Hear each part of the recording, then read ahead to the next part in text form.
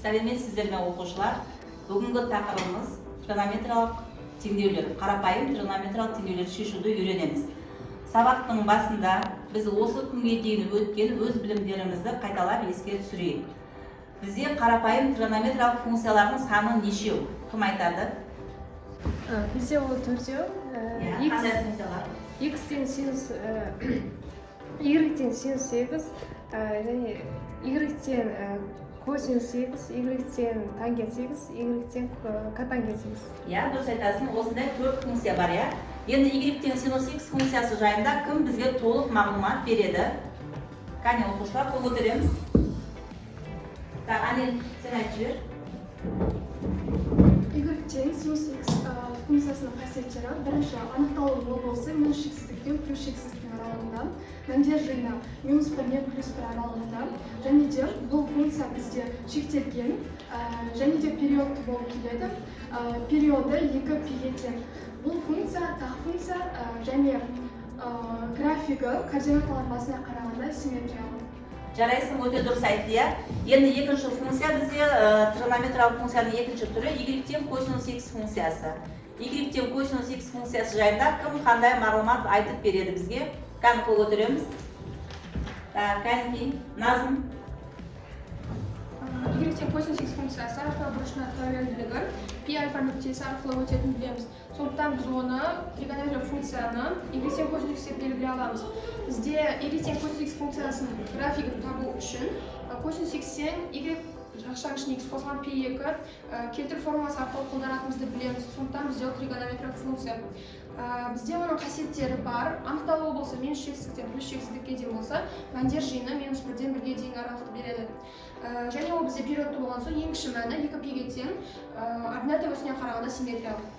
Дұрыс, жарайсың. Яғни периоды ең кіші периоды 2π-ге тең, Енді үшінші бір керемет функциямыз бар, Y-тен тангенс X функциясы.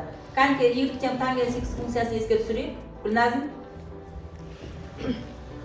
Y-тен тангенс X функциясында бізде анықталу облысы π бөлінген 2 және де 2π-ға тең. Бұл жерден k дегеніміз бізде кез келген бүтін сан болып есептелінеді. Және де оның мәндер жиыны минус шексіздік пен плюс шексіздіктің аралығында. Яғни бір нәрсені сәл толықтырып жіберейік, дұрыстап жіберейік. Анықталу облысы тангенс X-тің не қандай бір нүкте кірмейді анықталу облысына? Минус 1 мен Қай градус кірмейді бізде анықталу облысына? Тангенс қай градус анықталмайды, мәні жоқ. Қай градуста? π бөлінген 2-де. Пи бөлінген нүктерді қай градуста бізде анықталмайды? 90 градуста 270 градуста. Дұрыс. Яғни 90 градуста ол тангенстің мәні табылмайды. Енді төртінші соңғы функция бізде Y-тен котангенс X функциясы. Шарапат, сен айтасың. Ал Шарапат, қандай? Y-тен котангенс X функциясының анықталу облысы π-дан басқа альфа мәндерінің барлық мәндері болады. Мәндер жиыны минус шексіздік пен плюс шексіздікке дейінгі сан аралығы. Бұл функция шектелмеген және тақ функция болып саналады. Оның периоды π-ге тең. Және де ол функция πk және π қосқан πk аралығында келмейді, және экстремумдарының ең үлкен және ең кіші мәндері болмайды. Дұрыс, өте жақсы. Енді оқушылар, өткен осы функцияны айтылған бізге осы уақытқа шейін білетін білімдерімізді Kahoot программасы арқылы бір еске түсіріп қайталап жіберейік. Кәне жылда бәріміз телефонда Kahoot программасын ашамыз. Бәріміз аштық. Қазір сендерге пин-код беріледі, сол пин-кодпен сол программаға кіресіңдер.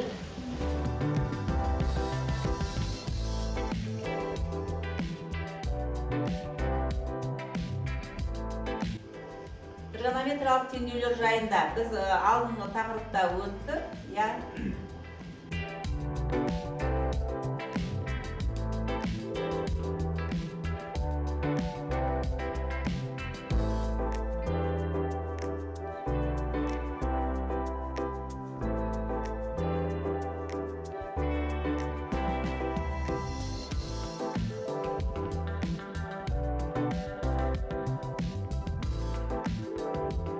Назым екінші орында, Шарапат үшінші орында.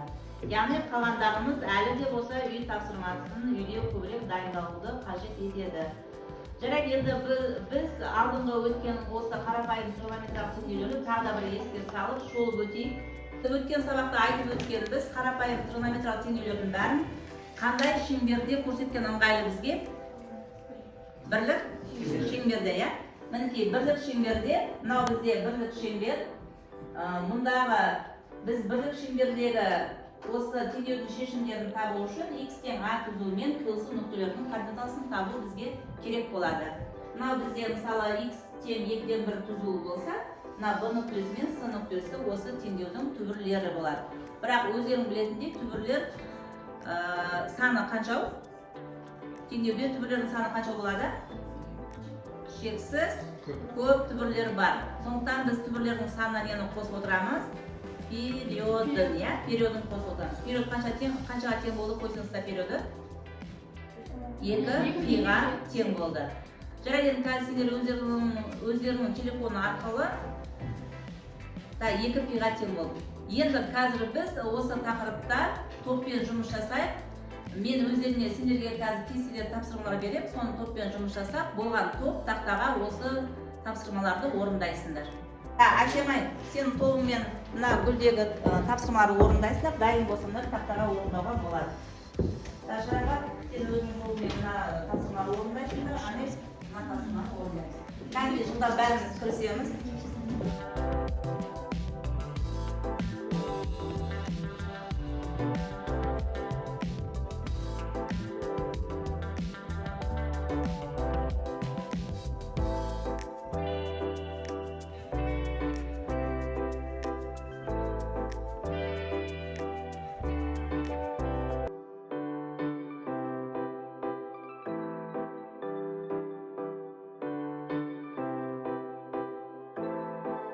Иә, Әсемайдың шығарған есебі дұрыс.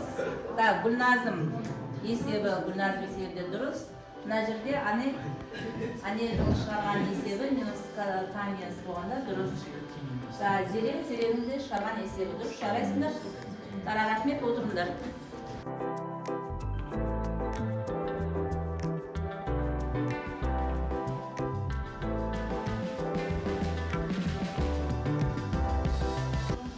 Ерасылдың есебін тексеретін болсақ, иә, дұрыс, иә, оқушылар. Дұрыс, мына жерде енді 4-ке бөліп жіберген кезде, мына жерде сенде қанша болады деп ойлайсың? Пи бөлінген 2-ні 4-ке бөлгенде қанша болу керек? Пи бөлінген 8. Дұрыс, жақсы отыр. Келесі кім есептерді қысқаша кім түсіндіріп айтып өтеді? Назым, өзің есебіңді бастай қой. Косинус x-тен түбірасы бөлінген 2-ні табу үшін біз косинустың формуласын қолданамыз. Плюс-минус арт косинус түбірасы 2 бөлінген 2 қосылған 2 пен арқылы шығаратын боламыз. Бізде енді шыққан мәнді 3-тен 1-ге көбейтіп жібереміз. Сонда бізде x-тен плюс-минус пи бөлінген 12 қосылған 2 пен бөлінген 3 тең бізде бірінші санға тең жауап шығады. Дұрыс, жақсы, жарайсың. Шарапат. Синус 2 x минус 2 тең минус 2-ден 1 тригонометриялық теңдеуін шығару үшін арксинус формуласын қолданамыз. Сол кезде 2 тең x минус 2 тең минус 1-дің n дәрежесі арксинус минус 2-ден 1 қосылған n болады. Әрі қарай 2-ні жою үшін 2-ден 1-ге көбейтіп жүреміз. Сол кезде x минус 2 тең минус 1-дің n қосылған 1 дәрежесі көбейген 6 және 2-ден 1-ге көбейтілген қосылу n көбейтілген 2-ден 1 шығады. Одан кейін минус 2-ні жақсы теңдеудің ар жағына қарай өткізіп жібереміз. Сол кезде x тең минус 1-дің n қосылған 1 дәрежесі пи бөлінген 12 қосылған 2 және пи бөлінген 2 шығады. n тең Дұрыс, жақсы, иә. Ал Нұргелдің шығарған есебін тыңдайық. Бұл жерде бізде котангенус пи бөлінген 4 минус 2x тең 1 тригонометриялық теңдеу берілген. Біз бұл есепті оңай шығару үшін пи бөлінген 4 пен минус 2x-тің орнын ауыстырып алдық. 2x-тің алдындағы минусты 1-дің алдына шығардық. Бұл жерде бізде арт котангенустың формуласы керек болады. Бірақ енді осы жерде сәл кішкене түзету жүргізіп жіберейік, иә, пи бөлінген 4-тің таңбасы не болып кетеді? Бұл жерде минус болып кетеді. Минус жөндеп жүреміз, Нұргелді. Пи бөлінген 4-тің таңбасы минус болып кетеді. Иә, сол жерде минус болады. Ауыстырған кезде. Дұрыс, ары қарай не істедік? Котангенус формуласынан. Иә. Котангенс минус 1-де ол 3 пи бөлінген 4 болады. дұрыс, жақсы. Жарайсың, енді мына жерде таңбасын ауыстырып жібереміз. Иә. Жоғары жақта да дұрыс. Сонда ол не болып, сонда ғана не болып өтеді? Плюс болып өзгерді, иә. Плюс болып өтті. Дұрыс, жақсы. Жарайсың, отырыңдар.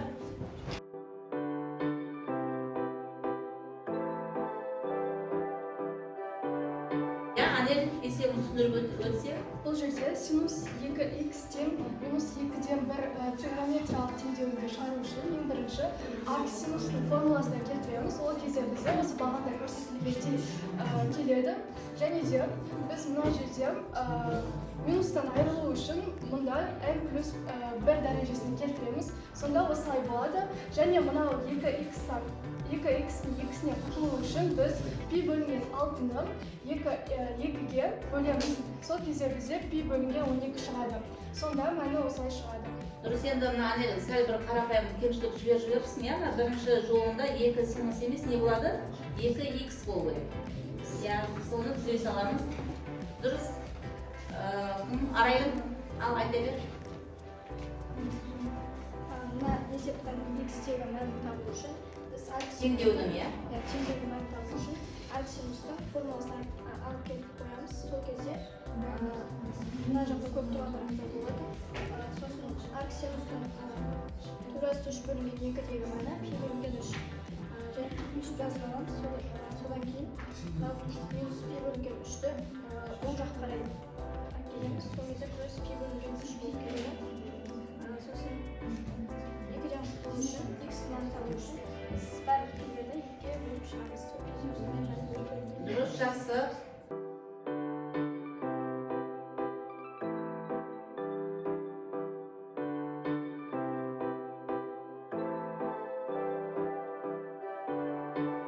Құрметті оқушылар, енді қазір бәріміз қолымызға телефонды аламыз. бүгінгі сабақтың тест тапсырмаларын орындап, сабақты бүгін қорытындылайық. Кәнте жылдан бір 10 минут уақыт беріледі сіздерге, бұл тапсырмаларды орындаймыз.